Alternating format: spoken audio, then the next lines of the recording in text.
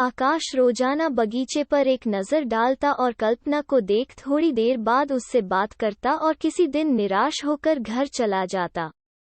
दीपावली की छुट्टियों के कारण 15 दिन तक आकाश और कल्पना नहीं मिल पाए थे। छुट्टियों के समाप्त होते ही आकाश के स्कूल का समय भी बदल गया था।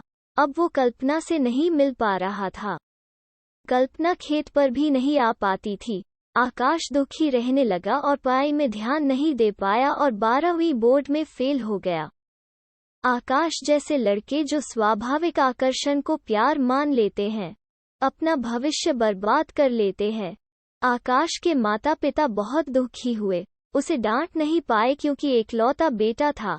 आजकल की नई पौध अपना भला बुरा नहीं समझते और कई बार गलत कदम उठाकर उल्टा सीधा कर बैठते हैं, जिससे माता पिता जीवन भर पछताते रहते हैं। आकाश के माता पिता दोनों ही उसे बहुत चाहते थे। एक बार पुनः 12वीं में प्रवेश दिलाना चाहा, लेकिन आकाश का मन अब पढ़ने में नहीं था। तब उसके पिता ने प्राइवेट परीक्षा दिलाने की सोची। आकाश कल्पना से मिलने के लिए व्याकुल था।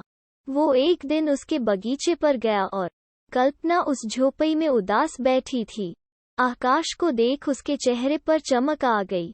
कल्पना आज याद आई है? आकाश याद तो कभी गई ही नहीं। बहुत चक्कर लगाए लेकिन तुम दिखी ही नहीं। कल्पना मैं शादी में गई हुई थी। 2 महीने मामाजी के यहाँ थी। आकाश बता देना था कम से कम। कल्पना कैसे बताती? तुम्हारे घर कहकर आती क्या? आकाश लिखकर बता देती। कल्पना तुमने देखा क्या? वो पेड़, वो पत्थर, वो पत्र जिसे मैं रख गई थी। आकाश नहीं तो। कल्पना फिर? आकाश ओह। कल्पना चलो छोड़ो, रिजल्ट का क्या रहा? आकाश परीक्षा और प्यार दोनों में फेल। कल्पना ओह नो। आकाश तुम्हारे ख्यालों में इतना खो गया कि पढ़ाई करते समय औखे पुस्तक पर और ध्यान कल्पना पर। कल्पना लेकिन इस तरह कब तक मिल पाएंगे? आज तो पिताजी और भाई घर नहीं है, इसलिए आ गई। रोजाना तो अब आना संभव नहीं है। किसी ने देख लिया तो क्या होगा? आकाश होगा क्या? वही होगा जो 2 प्रेमियों के साथ होता है। कल्पना मुझे अपने घर वालों से बहुत डर लगता है। आकाश डर लगता है तो प्यार का नाटक क्यों? कल्पना कोई नाटक नहीं है। अगर प्यार नहीं करती तो यहाँ तुम्हारे पास नहीं बैठी होती। आकाश प्यार किया तो डरना क्या? कल्पना पिताजी को पता चल गया तो यहीं मारकर गाड़ देंगे मुझे। आकाश तो प्यार छोड़ दो। कल्पना असंभव। आकाश अपनी मम्मी को एक बार सारी बात बताओ। वो तुम्हारे पिताजी से बात कर लेंगी। कल्पना मम्मी भी बहुत गुस्सा होंगी, लेकिन कोई न कोई रिस्क तो लेना ही होगा। दोनों एक दूसरे के प्यार में डूब गए। आकाश कल्पना को समझाकर घर आ गया और कल्पना अपने घर चली गई। कल्पना ने शाम को मौका देखकर अपने प्यार की बात अपनी मम्मी को बता दी। एक बार तो कल्पना की माँ शोभा बहुत नाराज हुई, लेकिन फिर तेरे पापा नहीं मानेंगे कहकर शांत हो गईं।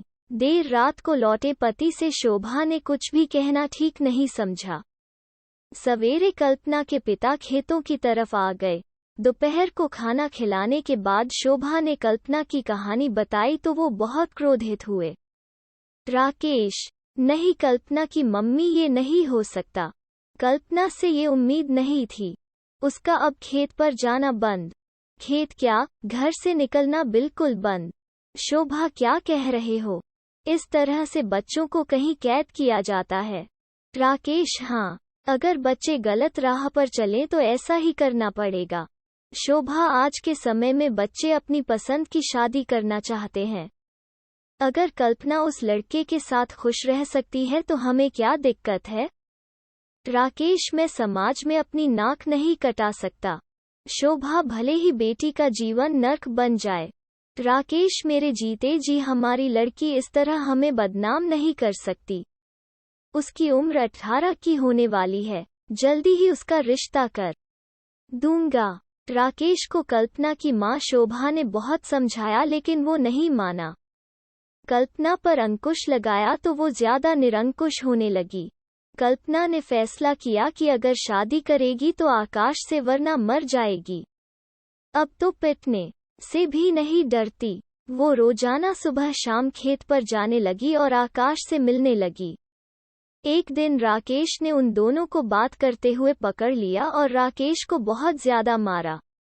कल्पना ने डराती से अपनी गर्दन काटने की धमकी नहीं दी होती तो राकेश उस दिन आकाश को बहुत ज्यादा मारता।